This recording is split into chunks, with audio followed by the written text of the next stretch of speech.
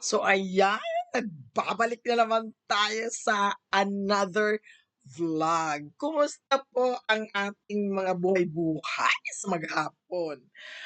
Ano ba ang nabasa niyo? Meron bang bago? Wow! So eto, idiretso na natin. O ano, ready ka na ba? Nakiligin? Naku! Tutok! Kung bago ka pa lang sa aking channel, please don't forget to subscribe and kinaagad ang paano charot. So eto na nga guys, no, nagbabalik na naman ang inyong lingkod sa ang isang queen ng kiligan. Oo, may bago akong pangalan sa sarili ko. Kiligan, Kilig Queen. Wow! Charot, charot guys. Wala pa rin akong tamang boses, but siyempre, hindi puwedeng hindi tayo mag-topic sa barda. Para naman matanggal ang ating mga stress diyan sa maghapon. So, alam niyo guys, kung titingnan ninyo yung nasa Bicol siya, ano natin ha, dugtungan pa natin yung paliwanag natin dun sa ating unang na vlog na kung titingnan natin yung nagpa-Bicol siya, ang dami pong ano, ang dami pong mga nangyari. Oh, ano ba yung nangyari? Una, bakit ang pelikula nilang dalawa ni Barbie ang lagi niyang nami-mention 'pag tinatanong siya na meron na siyang pelikulang tapos na waiting na lang na maipalabas yun, na dapat yun ang kanyang una na masasabi, eh, kasi tapos na nga, 'di ba tapos na nga. Kumbaga, waiting na lang sila sa date kung saan, maipalabas yun. Pero mukha yatang sa labas po na lumabas, sa lahat na lumabas na mga videos na nandoon siya sa Bicol ay mukha yatang nakalimutan niya guys. Nakalimutan niya guys. Sa palagay niyo, ano kaya ang dahilan? Wah! Sobrang busy po ang isip ni Ginoo, 'no?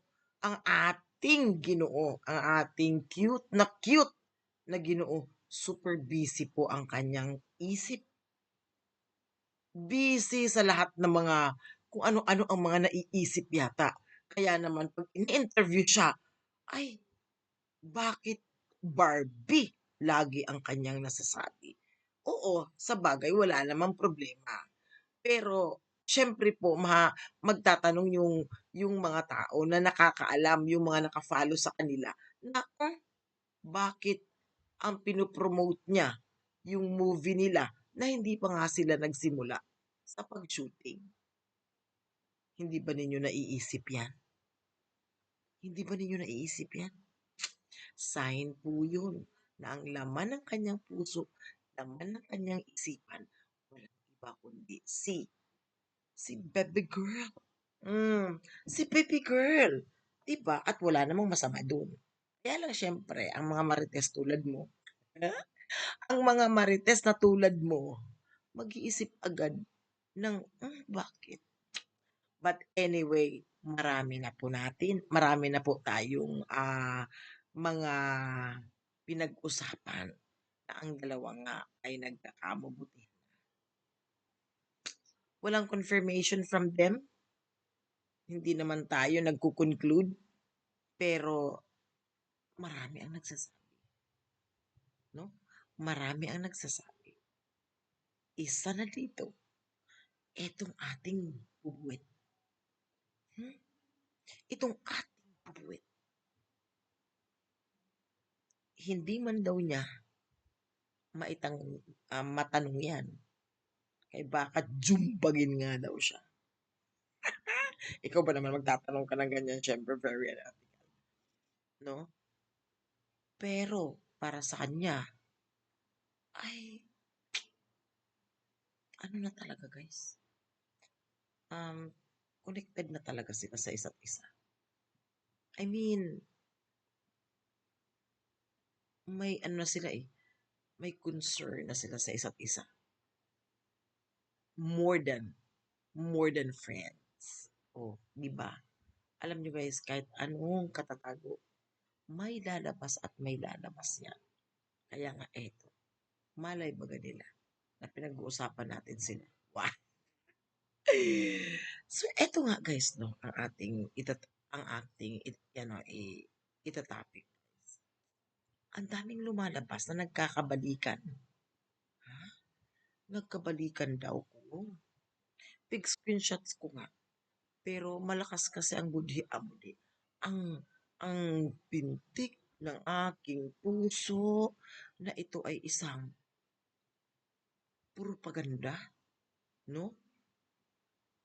Hindi ko alam kung saan sila kumuha ng kwento din nila na mayroon din silang sariling version na ang daw guys ay nagkabalikan na daw. Meron ba kayong nabasa niyan?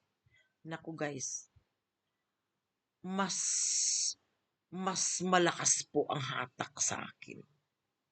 Mas malakas po ang hatak sa akin kung magnet pa. Kung pareho sila may magnet, mas nadadala ako sa magnet ni Ginoo. Not it's because barda ako. Kasi, based talaga kay Barbie, hindi yan magbibitiw ng salita na yun ay kakainin ulit niya. Bago man yan nagdesisyon na i-post o ipamahagi o sabihin sa madlang people na sila ay wala na, matagal na yan silang nakikipaglaban na kung pwede pang maayos ay dapat naayos na nila. Pero eto na nga, sumuko na. Kaya huwag kayong maguluhan ha. Huwag kayong maguluhan. Imposible na mangyari po yan.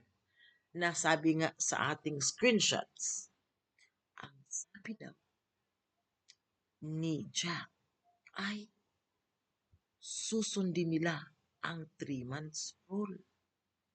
Uy, may 3 months rule pala na sinasabi si Jack na kailangan silang dalawa ni Barbie magsunod sa ganong rule na yun.